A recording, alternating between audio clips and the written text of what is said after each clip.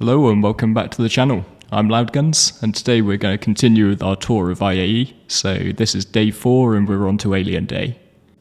Alien Day will cover all ships based on alien designs or from alien manufacturers. So we're going to have Asperia, Gatak, Aopoa and Banu. But despite the larger number of manufacturers, they don't actually have all that many ships out. So thankfully today, for my voice, is going to be a fairly quick one. Big thanks to today's cameraman Does It, who, due to my computer's inability to run the expo at the moment, was kind enough to go and get the footage for me. And he also even streamed it up on Discord for me so that I could live vicariously through his better rig. And one thing that did catch our eye as we walked into the expo hall was sort of the level of fidelity that CIG have gone to with events like this. So you've even got big screen TVs up playing all the adverts that they've created in-game for the various ships. So we've just got this one for the Prowler playing, which makes it look far cooler than any flying in a Prowler that I've managed to do. If you are a new player who's maybe considering getting into Star Citizen, be sure to take advantage of the free fly that's currently running. And just when you create your account, make sure you use somebody's referral code, because you'll get some extra starting cash, and at the time of recording, you even get a free little Argo MPUV. You get one of those for the person who refers you as well. So if you're looking for a code, take a look down in the video description, because I've got a bunch from the community to try and get as many people as I can one of those little Argos. And if you'd like to come and say hello, don't be shy. The link to our Discord's just in the video description as well. And with all that said, let's head on to the show floor. So I wasn't kidding about there not being very many ships, because they practically all fit into this room, and you're basically looking at the extent of the alien manufacturers for the time being. And while there's not the greatest number of ships or the greatest level of variety, because the majority of ships here are going to be fighters, it is worth sort of taking them out and having a look, because they do sort of give an idea of the level of difference that CIG are putting into the different alien races. So we've got the Banu, who are more trade-oriented. We've got the Xi'an, who the humans have been having a cold war with for years. We've got the Tavaran, who prefer their bird-like avian designs. And then we've got ships based off Vandal designs, which are basically evil incorporated. A lot of the alien ships have had an awful lot of work put into the interiors, so one of the guys was just reminding me earlier today that in the video I did about all of the different ships that you could buy in-game, I purposely said that I wasn't going to show you the inside of a Talon if you hadn't seen it already, because sort of the cockpit animation is something you'll probably want to experience rather than just watching on, your phone screen in bed or wherever you're watching this. So I highly recommend sort of these ones at the back. Make sure you at least go and take out a Talon or a Talon Shrike to see those animations. But in this room we've also got the Khartu'al, that's over to the left hand side, and we've got the Prowler in the centre. And then we've also got a couple of Asperia replicas of Vandal designs. So the first one here is the Blade, which is the light fighter. And then we've got the Vandal Glaive, which has even more firepower and big plasma guns. And it's definitely worth taking out the Glaive if you get a chance. Sort of if you had to pick two, I'd probably say the Talon to see the cockpit animation if you haven't before.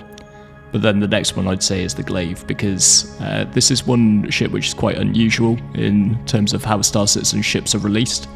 So while this ship is available to buy for cash, and it's also available if you get a certain level of referral bonus, and it is flyable in-game, it's not buyable in ship stores for some reason. I'm sure somebody in the comments will be able to tell me exactly what that reason is. But given that you can rent all of these ships for free on the show floor, I would take the opportunity to go and fly something that you might not get a chance to fly at another time. And my third recommendation from Alien Day is to go and rent yourself an Aopoa Nox, even better if you've got a group of friends, or go and rent yourself one of these hover bikes, and then take them down to the surface of one of the moons and just race them around, because they're an awful lot of fun to drive. See, not only are you allowed to rent all of these ships for free, but you won't even get charged when you leave it in a fiery wreck at the bottom of a canyon on Daymar. So onto the concept halls, and one of Star Citizen's most anticipated ships, the Banu Merchantman, is unsurprisingly featured front and centre today. So the merchantman has gone up, I believe, on the store to $550 as of this sale, and I'd expect sort of as we see it unfold more through the concepting stage that that's going to increase further.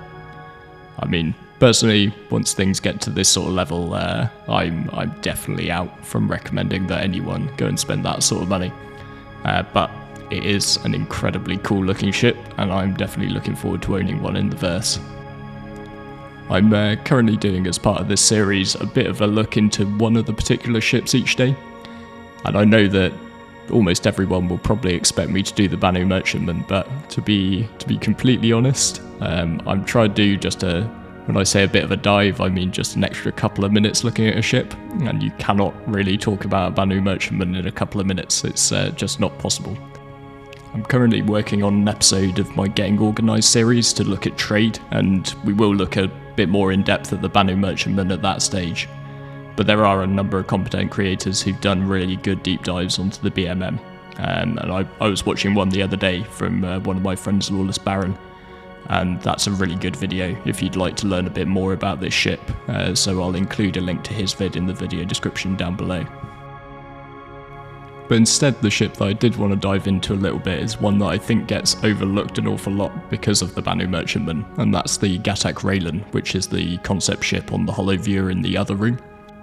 It's worth just a quick disclaimer before we jump into it, that when I talk about ships, I tend to be focusing on what they can do in-game and what I can envisage them doing in-game, not necessarily how much they cost in pounds, dollars, yen, whatever you're paying for your ships in.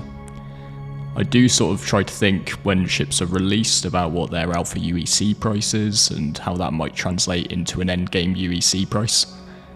Just to justify whether one ship which I can buy in game is worth it versus another one in terms of how I spend the money that I've built up in my in-game wallet. But this is not a recommendation to run out and buy a Railen. So with all that said though, the reason I do really like the Railen is that it's basically filling the gap which the Banu merchantman was originally intended to fill, that of a blockade runner. So the BMM was initially sort of posted up as this, it had its massive engines to outrun rather than sort of gun through any blockade. And obviously the BMM has grown massively in scope and has had a whole degree of feature creep which have turned it into this behemoth capital trader ship that it now is. But then the Railen has been brought in to fulfill that initial need for this sort of blockade running cargo trader, which isn't really covered by the cargo ships that we currently have. It's got 320 SCU of cargo, so it doesn't reach the heights of the things like the Caterpillar and the C2, but also it's got a fair bit more than something like, say, a Constellation Taurus, which is probably the ship I'd pitch it against the most. So the Connie Taurus has got 174 SCU, but the difference there is that the Connie Taurus keeps its cargo inside, whereas the Railen has these pods at the back. Also, it's quite similar to the Taurus in terms of crew complement. Both of these ships will probably take about 3 to 4 people to run effectively. But while the Railen gives up the pilot weaponry of the Connie, it makes up for it with turrets. So you've got 2 size 4 turrets versus the Connie Taurus's 1 size 2 turret. And for blockade running, if that's your thing, that's going to be much more effective to be sort of covered by turret guns. Also, the Connie has sort of 2 medium-sized shield generators, whereas the Railen gets large parts, so it's got 2 large shields.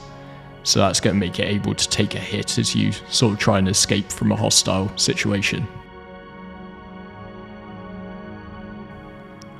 And the ship's based on Xi'an tech, so if you want to check out what Xi'an designs maybe feel like and look like, I'd recommend taking out the Khartu'al from the show floor. So they're probably going to be a lot more reliant on thrusters and have a lot more sort of precision to them, enabling you to maybe outmaneuver anybody who's looking to try and take your cargo off you. You should also have a decent amount of accommodations, docking collars, etc. And I know that this ship has a tractor beam on it as well, so something I was theorising was whether it would be a good support ship for a salvage crew, able to run alongside the main salvage ships tractor beam in any parts or sort of scrap metal that the salvage crews managed to get, and then sort of able to just slot them into those pods on the back, sort of without too much hassle of actually loading them internally into the ship. Particularly if you're operating your salvage operation in more hostile country. So that was it for Day 4 and Alien Day.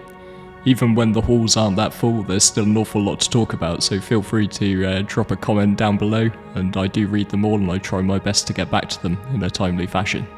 So if you did think it was a good watch, then consider hitting a like button or a subscribe button, and keep up with us because we're going to be going back to Microtech, or at least my camera crew is going to be going back to Microtech for the rest of this week so we can catch all of the days from the other manufacturers. I believe tomorrow is going to be quite a full haul, because we've got Crusader alongside Tumbril. One day somebody's going to explain to me exactly how a Hercules is fitted into the Tobin Expo, although I'd imagine the true answer is that it's a video game. So a big thank you to Does It for his recording today, and I would like to say a big thank you as well to everybody who's backed me on Patreon. That really has overwhelmed me a little bit, and I will be getting round to creating a much better video intro so I can thank all of you properly. So with all that said, thank you very much for watching, and I look forward to seeing you in the next one.